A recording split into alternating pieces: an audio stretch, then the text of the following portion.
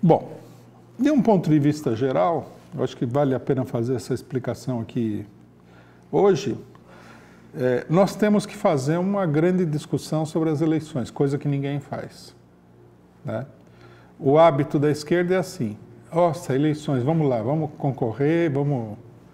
E nunca ganha nada, né? Nós acabamos de dar um curso de interpretação da história do Brasil, né? E nesse curso nós mostramos que a esquerda nacional, desde a crise da ditadura de 1974 até 1989 e em diante, ela correu atrás das eleições como naquela história do porrete e da cenoura, sem nunca alcançar a cenoura e ajudando a perpetuar a ditadura militar.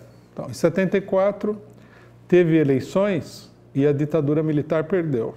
O partido da ditadura perdeu, mas não perdeu o controle da situação política. Em 78, teve eleições, a oposição ganhou, mas a ditadura militar não perdeu o controle da situação política. Em 82, eles foram obrigados a abrir mais, ganharam os setores, em geral, direitistas, a ditadura não perdeu o controle. De 74 a 85, a ditadura elegeu 2 presidentes, enquanto a oposição corria atrás de eleições que não valiam, no fundo, nada. Em 84, teve a campanha das diretas, que foi para conseguir eleições diretas, não conseguiram nada, porque eles não tinham número suficiente para votar nada no Congresso, apesar de todas essas eleições. Em 85, a ala direita da ditadura e a ala direita do MDB se juntaram e elegeram Tancredo Neves no colégio eleitoral, por via indireta, formando mais um meio mandato dos militares. E em 89, com todas as manobras que fizeram, ganhou o Collor, que era também, tinha sido da Arena, tinha sido apoiador da ditadura, tinha sido malufista e ganhou a eleição. Quer dizer, o pessoal correu atrás da eleição e nunca conseguiu nada, né? Em 88, muita gente considera que foi uma grande conquista democrática, mas o MDB deu o golpe no país inteiro com o Plano Cruzado e aprovou uma Constituição onde quase tem coisas que são letra morta, a gente está vendo agora como são letra morta, sempre foram, mas a gente está vendo agora, né, liberdade de expressão, uma boa parte disso aí nunca entrou em vigor.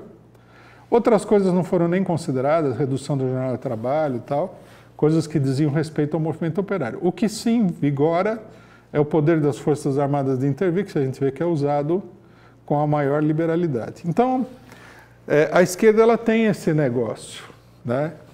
As eleições, por mais fajutas que sejam, elas são a grande questão para toda a esquerda. Sendo que, né, todas as mudanças fundamentais que ocorreram no país ocorreram não por causa de eleições, ocorreram por causa das grandes lutas populares. O que acabou com a ditadura não foi nenhuma eleição, em nenhum momento. Foram as greves do ABC, as mobilizações estudantis, etc. O que fez que a Constituinte aprovasse alguma coisa mais ou menos democrática, ainda que de fachada, foi também o medo da população das lutas operárias. Sempre foi assim. E sempre que não houve lutas operárias, os direitos foram todos rapidamente cassados, como é o caso do direito de greve a partir do governo FHC. Terminou a Constituinte, né? A Constituinte falou que o direito de greve precisava ser regulamentado e foi regulamentado de tal maneira que você não pode fazer greve. E ele foi cassado, porque no Brasil não existe direito de greve. E o direito de greve só vai ser recuperado a hora que os trabalhadores se mobilizarem e arrancarem de novo o direito de greve.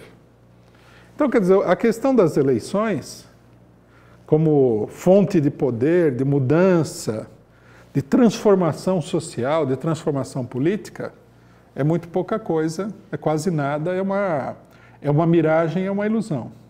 Nós assinalamos aqui que os governos da esquerda latino-americana subiram ao poder por causa da atividade revolucionária das massas no continente. É uma coisa que é muito fácil de demonstrar, basta pegar as datas, essas mobilizações, o que aconteceu, você vai ver que Antes daquilo não tinha nenhum governo de esquerda, depois daquilo os governos de esquerda começaram a se espalhar pelo continente e agora estão sendo derrubados porque nesse meio tempo, né, a mobilização revolucionária refluiu, né?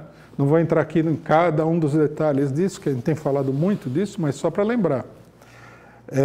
Portanto, a questão eleitoral, por mais que você deva participar para fazer propaganda, para desmascarar, etc. e tal, não é decisiva. Isso tem que ficar absolutamente claro. E daí que aquela política que leva a pessoa a apostar todas as fichas na eleição é uma política que leva à derrota.